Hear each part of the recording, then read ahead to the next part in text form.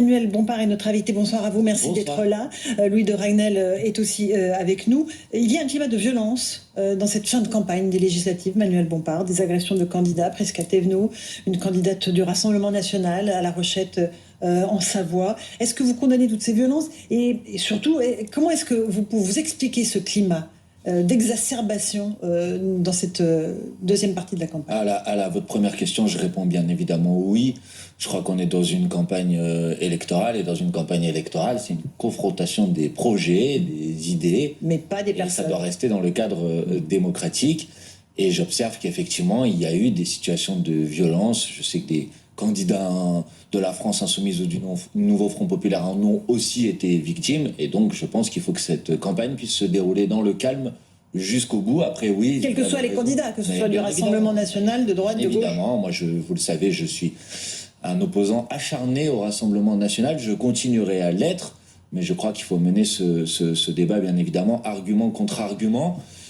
Et comment je l'explique? C'est sûr qu'il y a une tension dans cette campagne depuis le début. Sans doute que les conditions d'organisation de la campagne aussi, avec cette dissolution, cette campagne extrêmement courte, produit un enjeu qui est un enjeu très important et peut malheureusement conduire à ce type de situation. Moi, je dis à tout le monde... rester dans le cadre du débat démocratique, je pense qu'on s'en grandira. Vous le dites à vos militants en particulier? Tout le monde, pas mes militants en particulier, parce que je crois que mes militants, d'abord, ils ne m'appartiennent pas, mais en tout cas, les militants de la France Insoumise, alors? Les candidats du Nouveau Front Populaire, je crois qu'aucun d'entre eux n'est impliqué dans ce type de violence. Oui, Manuel Bompard, depuis que Emmanuel Macron a évoqué la possibilité d'un gouvernement de coalition allant des Républicains au Parti communiste, vous n'êtes pas l'offre ne vous est pas faite à la France Insoumise. On voit que les trois partis de gauche, Parti communiste, Europe Écologie Les Verts et le Parti socialiste, sont traversés par des divisions. Que faire? Est-ce qu'on soutient? On soutient pas? On y va? On n'y va pas? Ma question est simple, est-ce que le Nouveau Front Populaire peut survivre au lendemain des élections législatives? Non, mais d'abord, la première chose que je veux vous dire, c'est qu'on est dans l'entre-deux tours de cette élection législative. Et que moi, personnellement, je mène campagne avec mes amis pour essayer de faire en sorte de remporter une majorité du Nouveau Front Populaire à l'Assemblée nationale. Ça, c'est mon objectif, avec un gouvernement du Nouveau Front Populaire pour appliquer le programme du Nouveau Front Populaire et donc changer immédiatement la vie des gens. On reviendra sans doute sur les différentes propositions du programme. Mais vous pensez sincèrement que vous pouvez atteindre la majorité? Vous savez, on a gagné 32 sièges au premier tour. Et si on compte les circonscriptions de l'Hexagone, les Français de l'étranger et les Outre-mer, nous sommes qualifiés dans 320 ou 330. Manuel Bompard, du coup, raisonnons par l'absurde. Mathématiquement, c'est bien évidemment possible. Alors si on raisonne par l'absurde. Mais pour ça nécessite qu'il y ait une mobilisation encore plus importante. Il y a un tiers des Français qui n'ont pas voté au premier tour des élections législatives, et je profite de ma présence ici sur ce plateau pour les inviter à se saisir de ce deuxième tour. Et du coup, si on raisonnait dans l'autre sens, une hypothèse que vous n'envisagez pas, mais imaginons que ce soit un autre parti qui ait la majorité absolue ou que personne n'ait la majorité absolue. Si je repose ma question, si Emmanuel Macron propose un gouvernement de coalition avec certains partis du Nouveau Front Populaire, est-ce que le Nouveau Front Populaire peut survivre? Franchement, vous faites un petit peu de la politique fiction là, donc c'est pour ça que je vous dis, moi je suis engagé dans cette campagne et je ne peux répondre que sur la position qui est celle de la France Insoumise, que j'ai déjà exprimée cette semaine, et qui est très clair, qui est que les Insoumis ne participeront à un gouvernement que pour appliquer le programme du Nouveau Front Populaire, le programme sur lequel on s'est engagé dans cette campagne. Et j'ai ajouté, je le redis ici, rien que le programme, mais tout le programme. Avec des mesures très très claires, très précises sur le pouvoir d'achat. Bien sûr. Sur la sécurité aussi. Vous avez des mesures sur la sécurité? Mais bien évidemment. Sur le pouvoir d'achat, je pense, j'ai eu l'occasion à plusieurs reprises, et les candidats du Nouveau Front Populaire aussi, de dire que bien évidemment il faut une action notamment sur les prix le plus rapidement possible. On a connu ces dernières années une augmentation du pouvoir d'achat, une augmentation des prix, de l'inflation, une baisse du pouvoir d'achat extrêmement importante. Et je vois que le gouvernement ne fait rien. Donc une des premières mesures que nous mettrions en place, c'est d'utiliser un article du Code du commerce qui permet de bloquer les prix pour les ramener au prix auquel nous étions avant cette période inflationniste. Il faut une action sur les salaires. C'est l'augmentation du SMIC à 1 600 €. C'est l'indexation des salaires sur l'inflation. Ça, c'est des mesures très concrètes en termes de pouvoir d'achat. Et j'observe que j'entends nos concurrents dans cette élection abandonner petit à petit, c'est le cas du Rassemblement national. Oui. L'ensemble des propositions. Qui a abandonné quelle proposition? Le Rassemblement national. Oui, laquelle des propositions? Par exemple, ils disent que sur la retraite, J'ai entendu pendant des années et des années le Rassemblement national dire on va revenir à la retraite à 60 ans. Et puis finalement, maintenant, on comprend plus trop ce qu'ils veulent dire. Je peux prendre cet exemple-là. Sur la question de la baisse de la TVA, qui est la proposition du Rassemblement national, ils excluent déjà un certain nombre de secteurs, et ça ne concerne plus par exemple les prix sur l'alimentation, ça se concentre sur l'énergie. Or c'est une mesure qui a déjà été expérimentée en France, la baisse de la TVA, on l'avait fait notamment, vous savez, sur la restauration. Oui. Et ce qu'on avait observé, c'est que ça avait coûté très cher Exactement, à l'État, ça avait assez peu d'impact sur les prix. Donc je pense que tout le monde doit comprendre que si votre priorité dans cette élection, c'est la question du pouvoir d'achat, c'est certainement pas pour les députés du Rassemblement national qu'il faut voter, mais au contraire pour des députés du nouveau Front populaire, parce que là on a des mesures précises, concrètes, qui elles vont changer votre vie immédiatement. Sur les sujets régaliens, Louis de Ragnel. Je voulais vous parler, je sais que c'est une question, vous avez déjà répondu plein de fois, mais je voulais quand même vous reposer cette question. Aujourd'hui, il y a beaucoup de Français juifs qui sont blessés, peinés, et même maintenant très en colère, lorsqu'ils voient des candidats à la France Insoumise. Ils se souviennent des propos de Madame Obono, ils se souviennent de propos de Madame Panot sur le rescapé à propos d'Elisabeth Borne. Non, franchement. La question que je voulais vous poser, est-ce que vous comprenez que ça peut susciter des blessures, de la peine, et que ça puisse se transformer aussi parfois en violence intérieure? Alors, pour l'instant, c'est de la violence intérieure, mais est-ce que vous comprenez cette exaspération? La première chose que je veux vous dire, c'est que je comprends que des gens, au bout d'un moment, puissent croire aux mensonges qui sont proférés à l'égard de la France insoumise depuis maintenant des mois. Le Hamas, et des un parti de résistance, à longueur de journée, c'est antisémite. Je veux dire, vous pouvez ne pas être d'accord. Moi-même, je n'ai jamais utilisé cette expression. Mais vous avez été clair. Mais est-ce que c'est antisémite de dire ça? Donc, soyons un petit peu sérieux et un petit peu raisonnables. Je pense qu'il faut que vous compreniez une chose, c'est que la France insoumise, et de manière plus générale, le nouveau Front populaire, est composé de militantes et de militants qui ont chevillé au corps, depuis le début de leur engagement politique, la lutte contre le racisme, la lutte contre l'antisémitisme, la lutte contre toutes les formes de discrimination. Et se faire calomnier, injurier, insulter comme on l'a été sur l'ensemble des plateaux de télévision depuis... Mais c'est pas vrai, il y a aussi des propos qui ont été tenus, Manuel Bompard. Et tout simplement insupportable. Je veux être victime de ces attaques. D'une forme de calomnie qui est d'ailleurs... Qu'Emmanuel Macron lui-même vous a adressé, puisqu'il dit « LFI, ce sont des gens qui ont assumé très clairement de ne pas condamner l'antisémitisme ». Mais c'est complètement faux. Et d'ailleurs, ce mensonge apparaît au grand jour dans ce deuxième tour. Parce que comment vous pouvez sinon justifier que Emmanuel Macron, après avoir fait toute sa campagne de premier tour, en dénigrant le nouveau Front populaire, en faisant ses accusations honteuses d'antisémitisme, arrive au deuxième tour de l'élection et dit finalement... Sur l'antisémitisme, il y a un sujet à la France insoumise. Il y a un sujet. Il n'y a aucun sujet, monsieur. Il n'y a aucun sujet.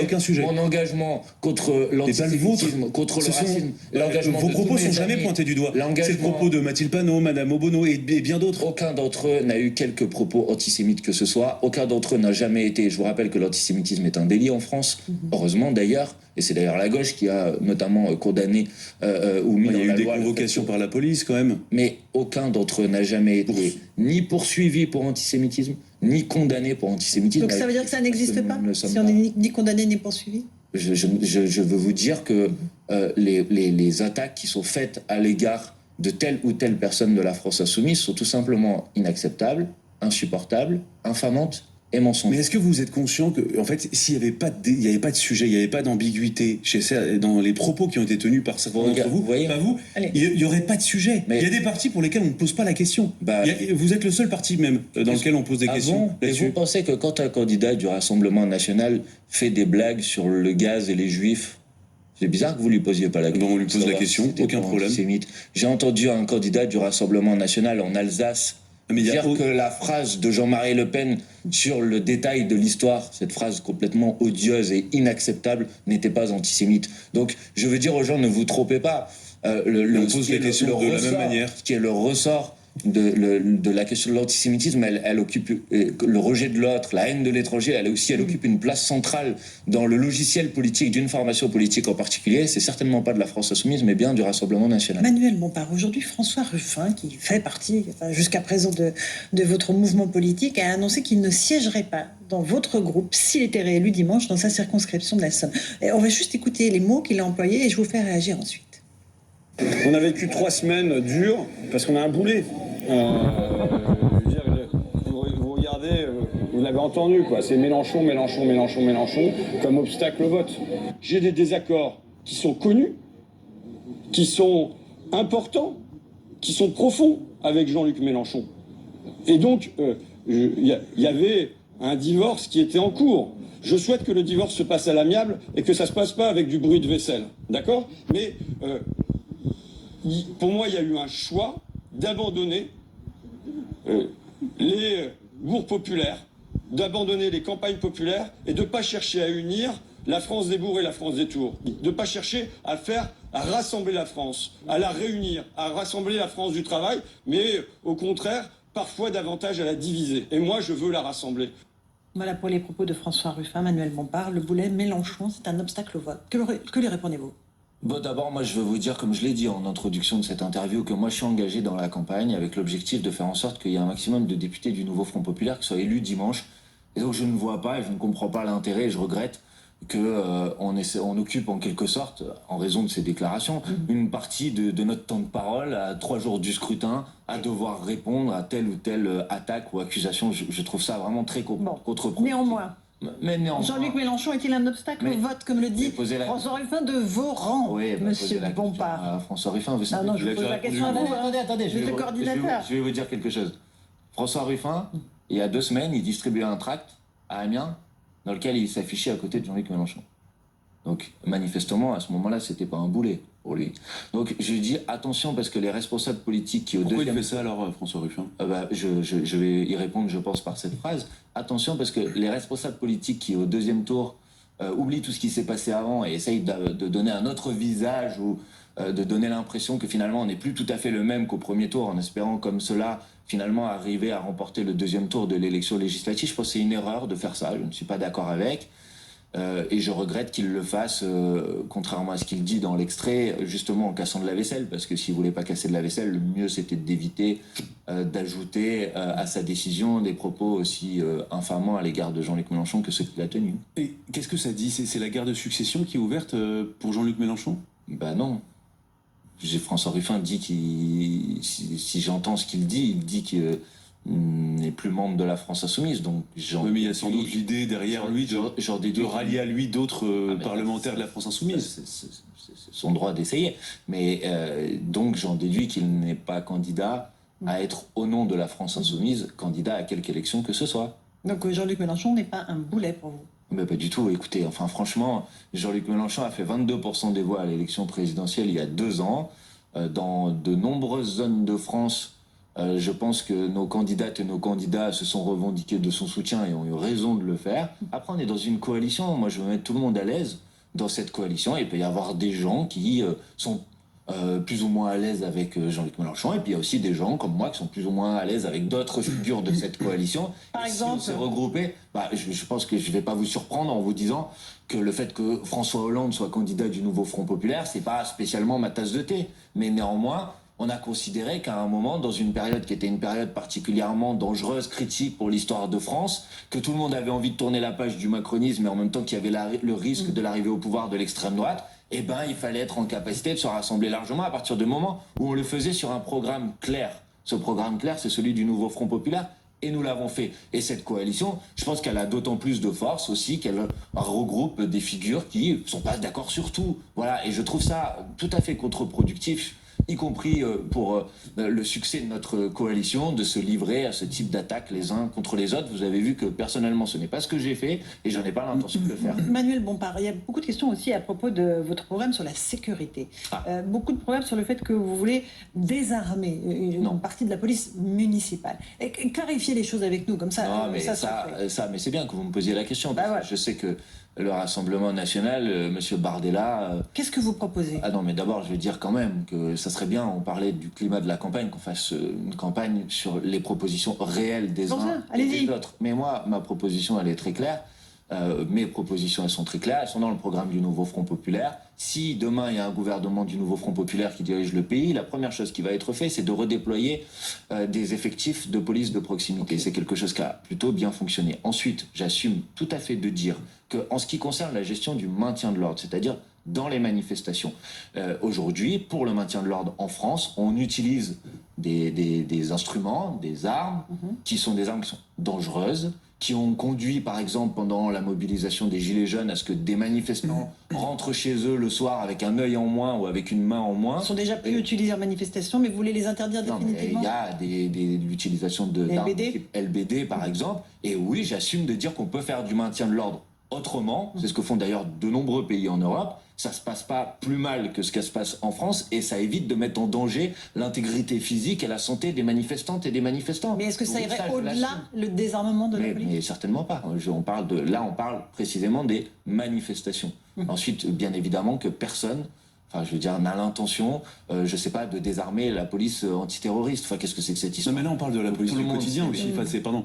Non, mais moi, j'ai jamais dit ça. Non, mais- Quant aux polices municipales, c'est pas la loi qui décide de les armer ou pas, c'est les Bien sûr, collectivités. c'est les locales. collectivités. Donc, Je veux pas rentrer dans un débat technique Rapidement, sur le Louis, LBD, c'est la mais fin. pour les lanceurs de balles de défense, si vous retirez ce qu'on appelle les armes de force intermédiaire aux policiers, ils n'auront pas d'autre alternative que soit se battre avec leurs mains ou se défendre avec leurs Mais mains, vous soit voulez leur pas- arme. Vous ne voulez automatique. pas rentrer dans un débat technique, mais c'est précisément ce que vous Non. faites. Et j'ai envie de vous répondre. Oui, oui. Pourquoi, par exemple, en Allemagne, dans lequel on n'utilise pas des armes de type LBD, pourquoi le maintien de l'ordre se déroule plutôt bien? Il y a des scènes Vous voyez extrêmement violentes. Mais il y en a, Ah bah oui, oui. bien évidemment, Bien mais sûr. on n'utilise pas ça. Donc il y a des Ils pays. tapent à la matraque. Est-ce que vous savez, par exemple, que la police britannique, est-ce que vous savez ça, que la police britannique est la police la moins armée au monde? Oui, bien sûr. Et il n'y a que des effectifs particuliers qui sont armés. Et quand vous posez la question aux policiers britanniques, il y a des sondages qui ont été faits, les policiers britanniques, ils ne souhaitent pas avoir plus d'armes.